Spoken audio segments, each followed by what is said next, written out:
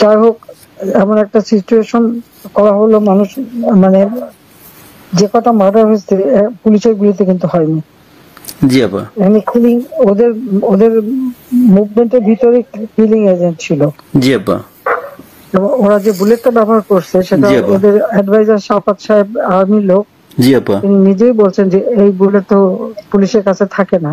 জি আপা, তার মানে জি সাধারণ লোকের কাছে এই আর্ম ছিল। আর ওই বুলেট আমাদের, ওটা কার কাছে আছে? কেউ।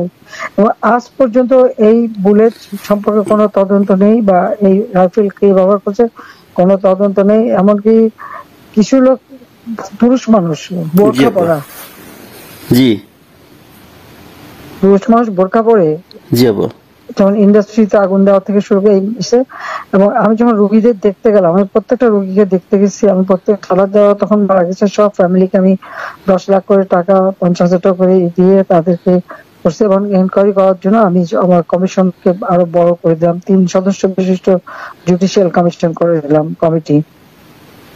জি আপা, ক্ষমতা জি আপা, দখল, সে তো জবরদখল করছে, জি আপা, জি তার কোনো লিগালিটি নাই যে হচ্ছে উপদেষ্টা বলে আমাদের কোনো পদ নাই।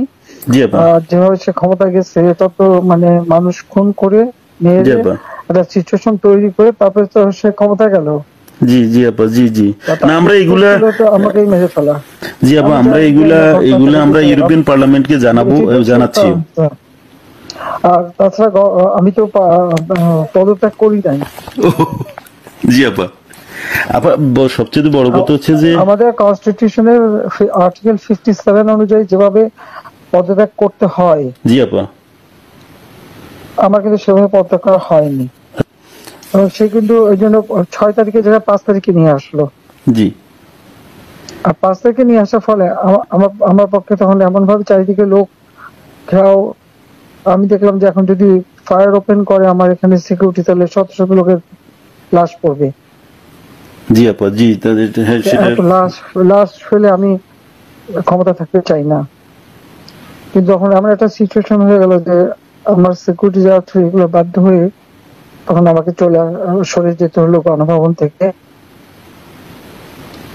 যার ফলে আমার বঙ্গভবনে যে মহামান্য রাষ্ট্রপতির কাছে আমার পদত্যাগপত্র জমা আমি দেইনি।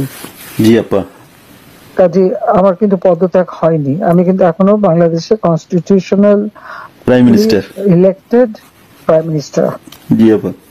আমি আসলে দেশে কাউকে এমনি কিছু পাবলিশ করতে দেয় না, কিন্তু এমনি তো জি আপা, ফেসবুকে বা এসে বেশ কিছু ডকুমেন্ট ওরা নিজেও দিচ্ছে যে কিভাবে মানুষ মারতেছে।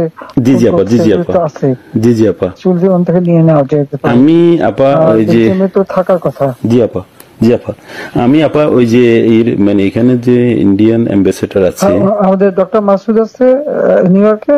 জি আপা, আমি আপা ওনাদের সাথে আমার যোগাযোগ নাই আসলে আপা। আমি এখানে মেইন স্ট্রিমে পলিটিক্সে ছিলাম। আর তাছাড়া আমি আমি আপনাকে বলি, আমি 1988 সালে আপনার সাথে দেখা হয়েছিল লাস্ট। তখন আমাদের ওই যে আমার বাড়ি আপা ওই যে নোয়াখালী সোনাইমুড়িতে, আমি সোনাইমুড়ি থানা ছাত্রলীগের সেক্রেটারি ছিলাম। তখন আমাদের গোলাম সারোয়ার এমএ যে আমার মামা হয়, উনি আমাদেরকে আপনার কাছে নিয়ে গেছিল। আচ্ছা আচ্ছা। তো এরপরে আপু আমি পড়ালেখার জন্য ইউরোপে চলে আসি। চিটাগং ইউনিভার্সিটিতে আমি পড়ালেখা করে